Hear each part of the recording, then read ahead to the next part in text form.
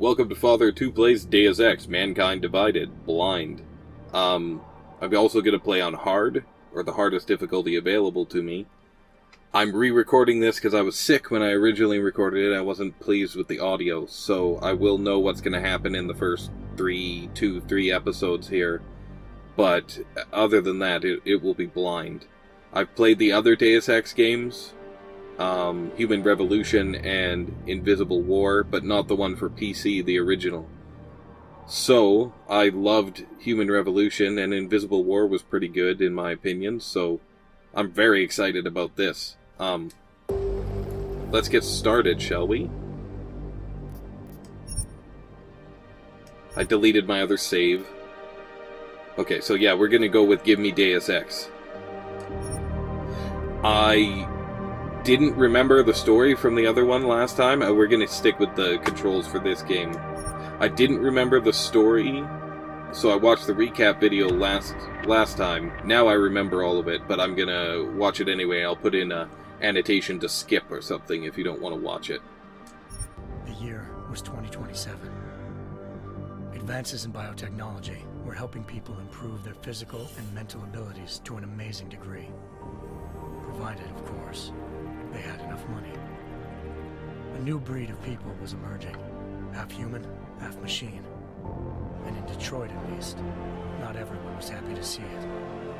Don't know if I would want to do that. Would you get augmentations? I don't think I would like it. Cutting-edge biotech firm. Seems cool, but David Saraf himself handpicked me for the job. Said he needed me to keep his people I like safe. being human. My ex, Megan Reed, was one of them. Brilliant neuroscientist, Megan had found a way to make augmentations safe and affordable for everyone. All she had to do was present her research to Congress. But the night before her big meeting, my security measures failed. A team of Black Op mercenaries stormed into Saraf. Man, that last game was so cool. 3 of the mercs were heavily augmented. Maybe I'll let's play that in the future. I have it on computer. I never played the DLC, and I have all the DLC for the PC, so... Their leader tossed me through a plate glass wall. Last thing I heard as his bullets slammed into my brain was Megan's dying scream. I should have died with her. Only I didn't. High-end military-grade enhancements saved my life. The best augmentations Saraf's money could buy. Took me half a year to get a feel for her. Should have taken longer. Guess there'd be no reason not to smoke with robot lungs. Saraf Industries was attacked again. This time by a I love his built-in shades. Purists. Violent, militant, and fanatically opposed to human augmentation. They claimed to be members of Humanity Front, a non-profit organization that wanted the UN to limit I'll just have a drink while I'm waiting. research. The thugs broke into Saraf's factory and found machines. I remember talking that guy down. A top-secret military augment called the Typhoon. Saraf sent me to retrieve it, and when I did, I found one of the so-called purists next to it. Right. Wired with cerebral implants, trying to download its classified specs. Obviously, something more was going on. The Aug killed himself before I could question him. Saraf ordered me to dig deeper, so with the help of Frank Pritchard, Saraf's head of cybersecurity, I like Pritchard. I did. He's a prick, but I liked him. Turns out a second hacker had been controlling the Aug's actions from somewhere off-site. Pritchard and I tracked his signal to a secret FEMA internment camp in Detroit. The Black Op mercenaries were there. The same mercs who'd left me for dead 6 months before. Figured they'd try again when they saw me. I never did try the revamped boss fights in that game. That would be something cool to see. I like the boss fights as they were, though. A penthouse apartment in China. Of course, we both knew it would be a trap in the end.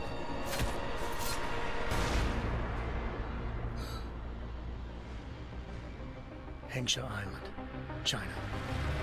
Home to a city so crowded, they had to build a second city on top of it. Trying to find clues in Hengsha wouldn't be easy. Lucky for me, I wasn't alone. Farida Malik, Saraf Industries' ace pilot, had lived in Hengsha before. A good person to have on your side. She knew enough about the place to get me around. Did I save Malik Malik's dropped me life? in And I the can't lower remember now close to the if that was penthouse Barrett possible. told me about. At the very least, I tried. Bell Tower Associates, a private security firm under contract to the Chinese government, had agents tossing the suite when I arrived. Just not for the reason I'd been expecting. Turns out the man who lived there was a criminal hacker named Van Bruggen. The same hacker who'd been remotely controlling the AUG in Sarah's factory. Van Bruggen's panicked decision to force the man to commit suicide had been a mistake. Now his mercenary partners were gunning for him, and I needed to find him before they did. Lots of Locating cool Van side Bruggen missions in Hong meant Kong. playing nice with the triads, anxious organized crime lords. They had the hacker holed up inside a low-rent capsule hotel. By the time I found him, Love me a Van good Bruggen cigar. had no qualms giving up the woman who hired him. Zhao Yunru, president of the Taiyang Medical Corporation. According to Van Bruggen, Zhao wanted to monopolize the augmentation industry and had hired Black Op mercenaries to destabilize her competition. Seraph Industries was at the top of her list.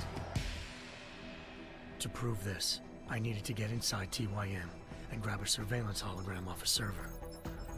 I suspected Van Bruggen was hiding something when he told me I like this, the hacking in these but games. nothing could have prepared me for what I saw.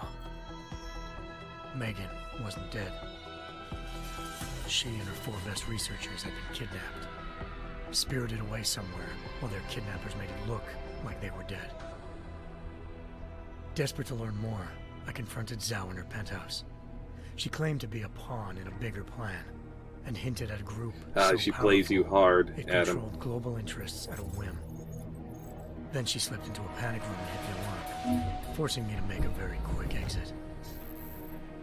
I figured Zhao was lying, but part of her confession made sense. David Saraf had been worried about his people. So worried, he'd required all of them to have subdermal locator devices surgically implanted. I definitely wouldn't want GPOs those. were broadcasting the day of the attack. But Zhao said a single call to Picus, the world's leader in global 24-hour satellite news, had turned those signals off. I needed to fly to Picus headquarters in Montreal if I wanted to learn more. And Picus isn't what it Eliza seems. Kassan, Picus Communications' First Lady of News.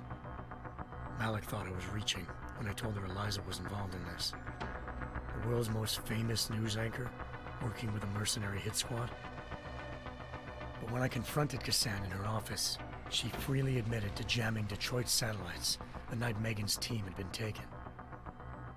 Said she's just been following her commands. I suspected she wanted to say more. But Black Op mercenaries showed up looking to shut us both down. And just like that, the Eliza I'd been talking to disappeared. The mercs were led by an augmented killer I'd crossed paths with twice before. Fedorova. A woman who She made was silence her best crazy friend. as hell. She waited for me to track Eliza's transmission to a secret server room underneath the Picus complex, then jumped me from behind. A deadly fight ensued. I made sure she never moved silently again. With Fedorova down, and no one left to keep Eliza quiet, she reappeared. Turns out Picus's First Lady of News wasn't a lady at all. She was a sophisticated AI program, engineered to monitor data streams and control what people believed. Eliza told me the mercs had brought in a Humanity Front doctor named Isaiah Sandoval to remove the scientist's implanted tracking I remember a devices conversation while with Detroit's him satellites too, were down. using the KCOG, She I also think it's told me to called. speak to David Saraf if I wanted to learn more. By the time Malik and I got back to Detroit, tensions between normal and augmented citizens had reached a flashpoint. Riots were breaking out in several cities, and the UN was being urged to intervene. Saraf was trying hard to convince Hugh Darrow, the inventor turned philanthropist who'd once been a leading proponent of enhancement technologies, to help stop a possible regulatory vote. Saraf had a lot riding on Darrow. Megan's discovery would have given millions of people the chance to evolve beyond their normal human abilities, and at the same time catapulted Saraf Industries to the top of the Fortune 500. According to Saraf, Megan's kidnappers knew this, and didn't want people evolving unless they controlled how it was done. He called his enemies Illuminati. Illuminati! Determined to do so, I tracked down Sandoval via America's most outspoken augmentation opponent, Bill Taggart, Sandoval's boss and founder of Humanity Front. Sandoval admitted to operating on Megan's team when I confronted him, but said he hadn't removed their GPLs. He'd merely switched them to a different frequency. Pritchard was able to trace one of the signals to China. Malik Right, and this is I where you have to save immediately Malik, took I off in think. pursuit. Unfortunately, the Illuminati were one step ahead.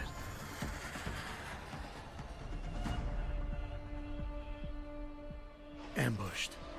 Shot out of the sky by Bell Tower Associates, seconds after entering Hengsha's airspace. Malik's piloting skills saved me. After a tense and bitter struggle, I escaped into Lower Hengsha. The tracking signal I was following led straight to the Triads, or more specifically, to the augmented arm of Tong Si-hung, leader of a gang of augmentation harvesters. Right, these guys steal Tong said they'd augments. taken the arm off a corpse, which Bell Tower had left at their door. It's a different arm than you see him with earlier in the video. Was dead.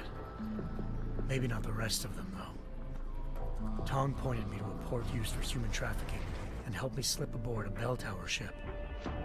It was sailing to Rifleman Bank Station, a military base in the South China Sea. This might be one of the expansions I never played.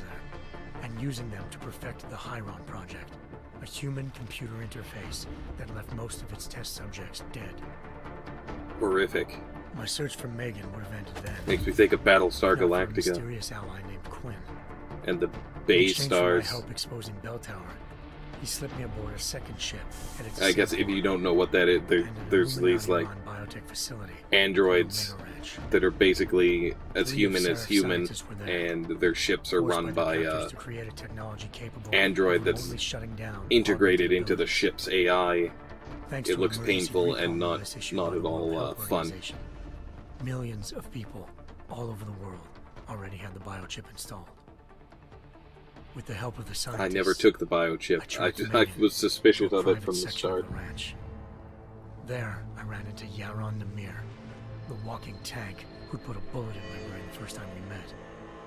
He'd teamed up with Zhao and was hoping to catch me off guard. Their little ambush didn't work. I found Megan in a suite belonging to Hugh Darrow, the billionaire philanthropist who'd Sarif had called on for help. Darrow had convinced her to go along with the biochip plan by promising to sabotage the tech. As she was explaining this, Darrow appeared in a global broadcast, telling the world that augmentations would be the death of mankind. Then he activated the biochips to prove his point. So I guess he was Illuminati? All over the world, augmented people flew. Or maybe just manipulated by them. Darrow had betrayed everyone, and it was up to me to set things right. To do it, I had to reach Panchaea, a massive installation in the Arctic Ocean. As I raced through corridors built by an all-augmented workforce, I saw death and destruction firsthand. By the time I shut down Darrow's broadcast, I knew the damage he'd done. Still, humanity's future remained unclear. How would the world react to this sabotage? Would people ever regain their faith in augmentations again? That dude's Illuminati, I'm pretty sure. What would be the Illuminati's next move? Only time will give us the answers.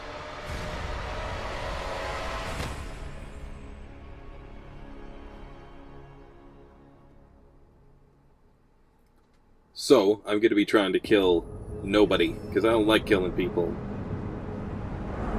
May come a time when I have to save my own life, but I'm going to make every effort not to kill anybody, even the evil people. I once thought I could save the world. Now look at it.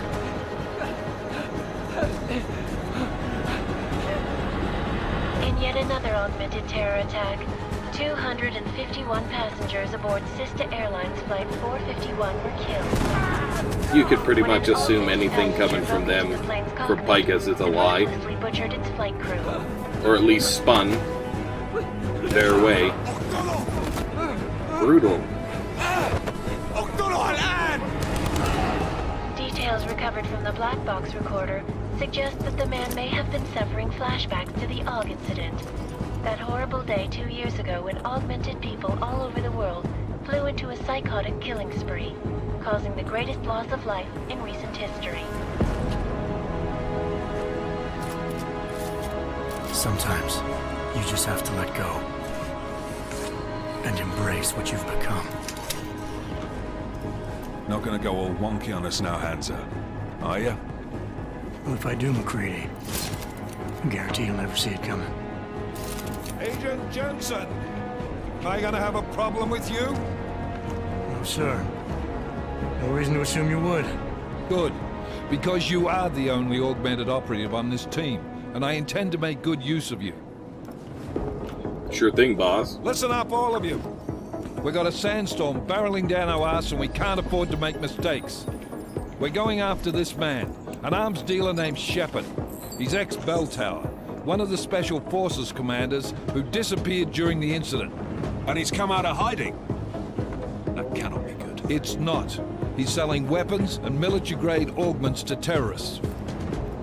This is Aran Singh, the undercover agent who lured Shepard out of his hole. Best you see Interpol's got.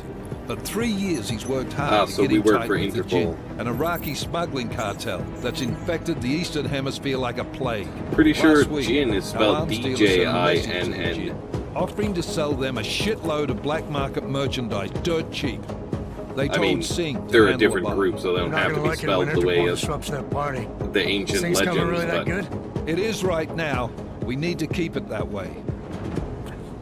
This is where the deal's going down. cool looking A building. half-finished high-rise hotel that's been abandoned ever since the incident. It's not a pretty picture inside. Let me guess. Most of the laborers were augmented with heavy-duty industrial rigs. So when the incident hit, and they all went schizo, things got gruesome real fast. Don't be And a no dick, one, man. except for some homeless junkies, have been inside the place ever since. So what's the plan, Director? Singh's meeting Shepard on the ground floor, inside the hotel's main atrium. He sent the bulk of his Jinn crew to the penthouse levels to secure a vantage point. I want McCready's team to take up positions overlooking the atrium and make the arrest. Jensen, you're going in solo from the roof. My objectives? Keep the Jinn from joining the party. As far as we can tell, only one route connects the atrium to the penthouse level, a halfway decent elevator shaft. Here. I want you to block access to it. Fine. Just cut me loose. We're Do gonna you jump plan out on using relying the solely Icarus. on your augments for this one? I'm sure. Well, I'd I know, recommend taking a but little that's what I thought hardware. the first time Just to too. be sure. Non-lethal? We've got a UC in there. Might be easier to maintain his cover if he's not the only one still breathing when this is done. Smart thinking. Yeah, but if anything does happen to him, you'll be telling his wife. After you get out of the hospital, of course. Don't threaten me. What about range? There's lots of wide spaces and high ceilings in there, but a number of tight and constrained rooms too. So it's a crapshoot, really. Well, I'm not looking to play dice with anyone in there. Give me something with distance. Your call. Less chance of being seen and compromising Singh that way. One last thing, Jensen. Singh said the Jinn are using some sort of portable Wi-Fi device to boost communications. He's got a better chance of maintaining cover if you disable it. I'll keep an eye out for it. But aren't we on the clock here? You said there's a sandstorm moving in. There is, and we got the intel on this mission at the very last minute, so we're scrambling a little. If it comes to it, your #1 priority is keeping the Jinn out of that atrium. Copy that. Sure thing, boss. Time to put away your happy thoughts, gentlemen. We're approaching the target building. You're up first, Jensen. Let's do this. Alrighty. Task There's a lot of us, actually. This is Knife Leader. Engage hush drives and descend to Angel. Like, what was there 6 soldiers in our dropship? So we could estimate about 18, and we're the only one going alone. This is one reason that I would want Augs. To be able to do this would be so awesome.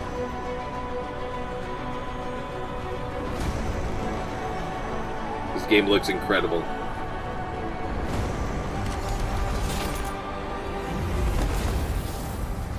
Man, that would be cool.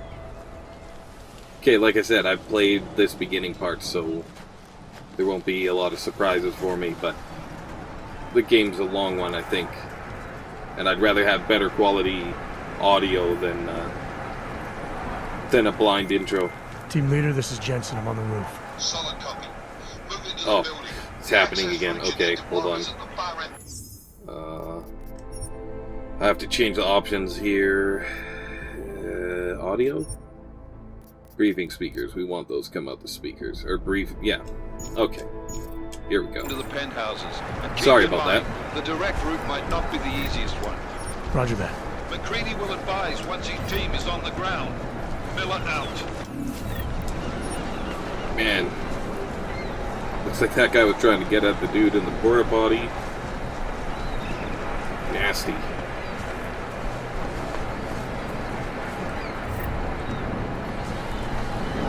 That's one reason I wouldn't want to get Augs. I hate the thought of not being in control of my own mind or my own body.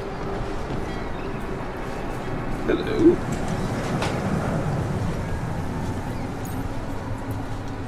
What have we here?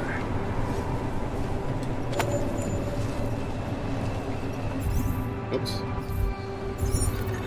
Use the Deus Ex Universe phone app to scan this triangle code. Okay, well, I don't have a smartphone, so maybe on my tablet I could do that.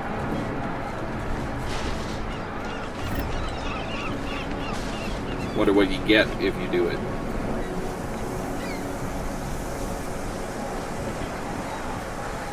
I like how there's no reticle. I wonder if it's like that on normal too. Or if that's because I'm on hard. So I'm fairly familiar with the controls. I might forget stuff a bit, but I don't think I need to go through these beginning tutorials again. That seems loud. Alrighty. Through the ventilation. Oh, we got a dead guy. We better check that out.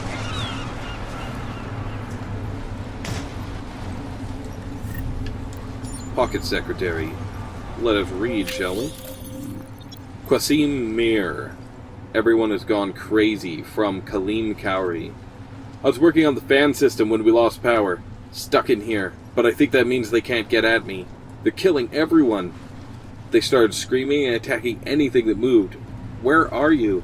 If you can, make it up to the storage area on the roof. It's caged in. You should be safe there. Might even have some medical supplies. The door code is 4801. Be safe, friend. Jensen, we're moving through. Oh, fuck. That's sad. What's wrong? The Jinn have got a few Jennies up and running. Gonna have to hack keypads. Should enjoy it, McCready. They have colors and shapes. Just remember, red means bad. Fuck you. I enjoy their interactions so far.